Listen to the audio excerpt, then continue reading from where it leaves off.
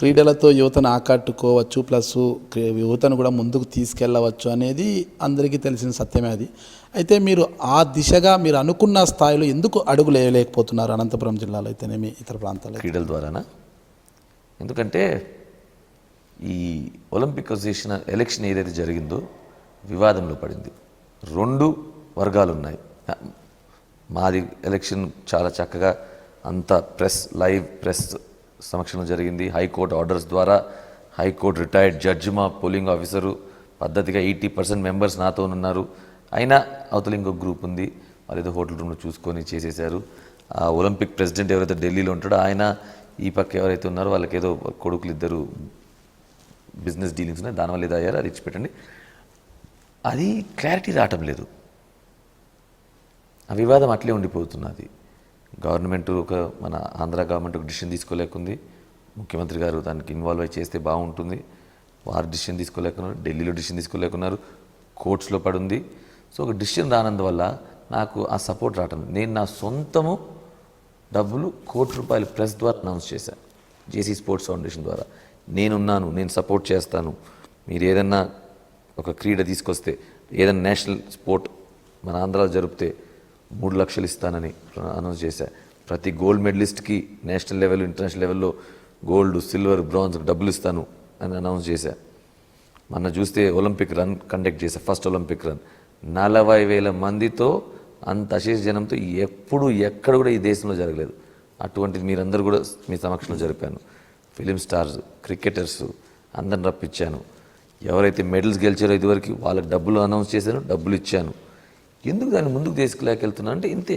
ఈ గొడవ వల్ల గవర్నమెంట్ సపోర్ట్ లేదు. జయదేవ్ గారికి మీకు ఎందుకు వచ్చింది అంటే వాళ్ళది అఫీషియల్ కమిటీ, మీది అన్అఫీషియల్ కమిటీ అన్న భావన ఏదో వచ్చి మీ ఇద్దరి మధ్య గొడవ అంటారు? లేదండి, మనది మెజారిటీ వైజ్ చూసుకున్నా, లీగలీ చూసుకున్నా, త్రూ హైకోర్టు ఆర్డర్స్ జరిపిన ఎలక్షను.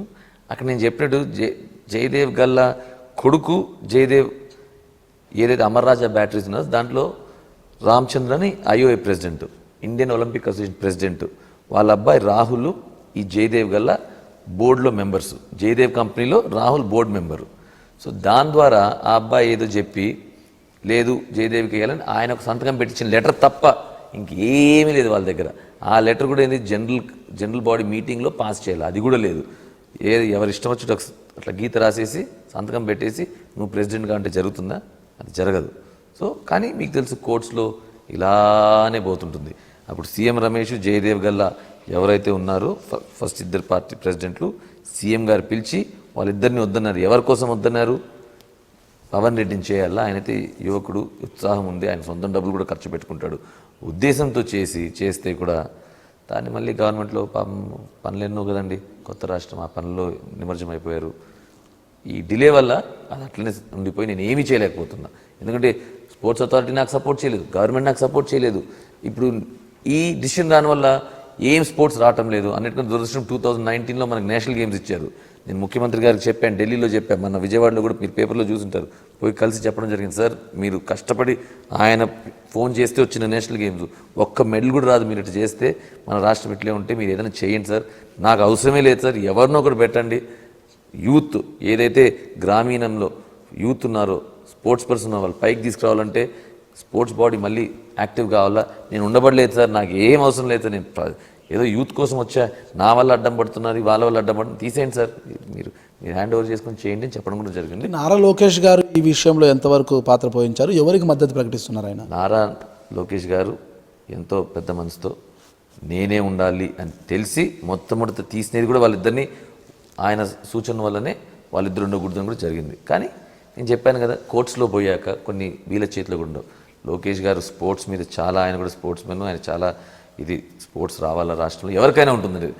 యూత్ అన్నాక, యంగ్స్టర్ అన్నాక రాష్ట్రంలో స్పోర్ట్స్ పైకి రావాలి, ఉత్సాహంగా ఉండాలి యువకులు అనుకుంటారు. ఆయన ఉన్నది కానీ ఆయన కూడా అంతవరకే చేయగలుగుతారు. రోజు నాది తప్ప ఇంక వేరే చేయలేకుండా ఉన్నాడు కదా, ఆయనకు ఎన్నో పనులు, రాష్ట్రం అంతా ఆయన చూసుకుంటున్నాడు. ఇప్పుడు ఆయనకి ఎంతో ఉంటాయి పనులు. అనంతపురం జిల్లా లాంటి కరువు ప్రాంతంలో అసలు క్రీడాకారులు, ఎంతో నైపుణ్యం కలిగిన క్రీడాకారులు చాలామంది ఉన్నారు. అయితే ఆర్థిక పరిస్థితి వల్ల వాళ్ళు రాణించలేకపోతున్నారు.